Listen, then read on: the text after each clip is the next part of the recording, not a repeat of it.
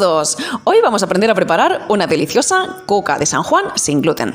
La coca de San Juan es un dulce tipo brioche que se consume en la zona del Mediterráneo español por la festividad de San Juan y que está rica, riquísima. Vamos a ver cómo se prepara. Como ves, hoy en la lista de ingredientes figura una mezcla de harinas, pero es una mezcla de harinas caseras que aprendimos a hacer en este vídeo que te enlazo aquí arriba. No te preocupes, porque si no la has preparado, tienes las cantidades necesarias para esta receta en la descripción del vídeo. Comenzamos preparando el prefermento. Como veis, tengo aquí mi mezcla de harinas. Esto nos ahorra tiempo a la hora de preparar cualquier receta, porque en lugar de pesar 4 ingredientes, tenemos que pesar solo uno. Una vez que tenemos nuestra harina pesada, comenzamos a activar la levadura. La mezclamos con la parte de la leche que lleva el prefermento, disolvemos bien con un tenedor y dejamos hasta que espume.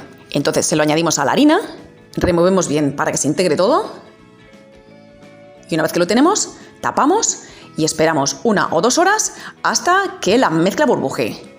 Mientras tanto, vamos preparando la crema pastelera. Ya os dejaré aquí arriba la forma de prepararla. Es importante hacerlo ahora porque en el momento que decoremos nuestra coca tiene que estar ya fría y espesa. Y ahora sí, vamos con la masa de la coca.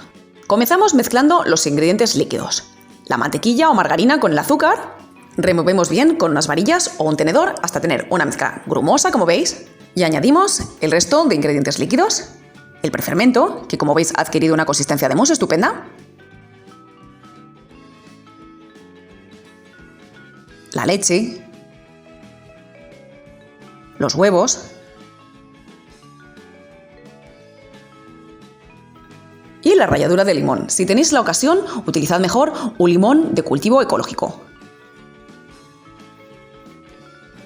Removemos bien con unas varillas hasta tener una crema homogénea.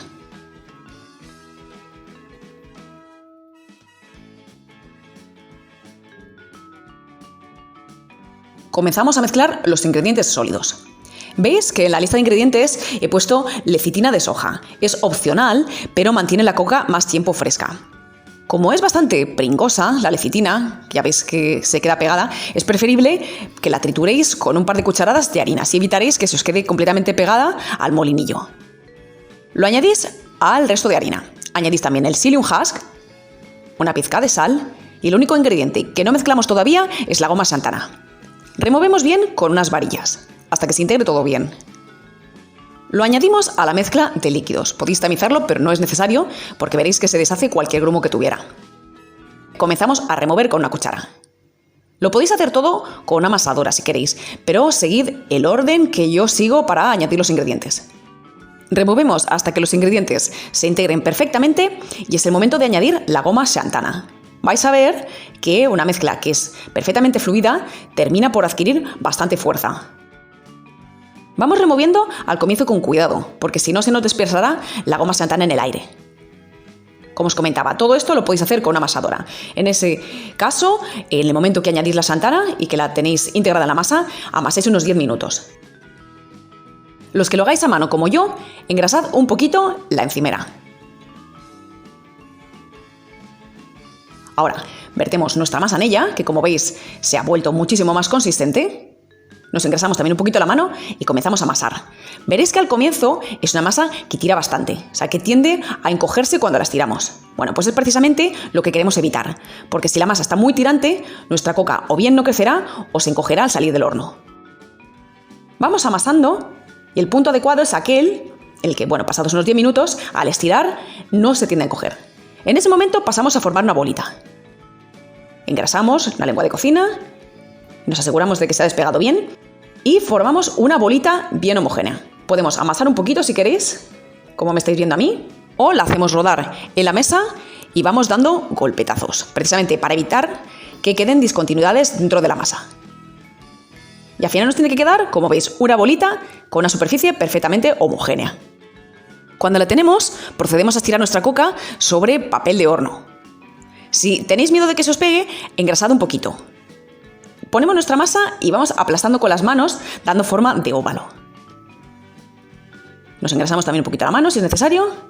Utilizamos el rodillo si lo vemos conveniente. y le terminamos de dar forma con las manos. Si veis que la masa se os encoge, es que lo habéis amasado poco tiempo. Y una vez que la tenemos bien estiradita, la pasamos a una fuente de horno y cubrimos con un film plástico o con un paño, pero llevar cuidado que el paño se os puede pegar. Dejamos reposar hasta que doble su tamaño.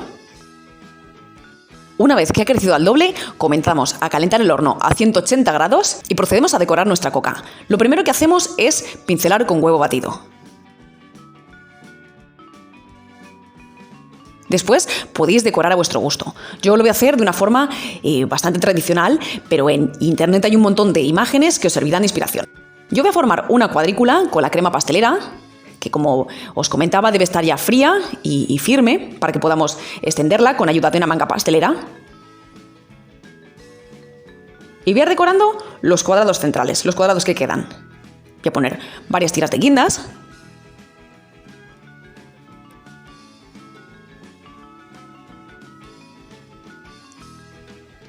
Y los cuadrados restantes los voy a decorar o bien con piñones o con almendras picadas.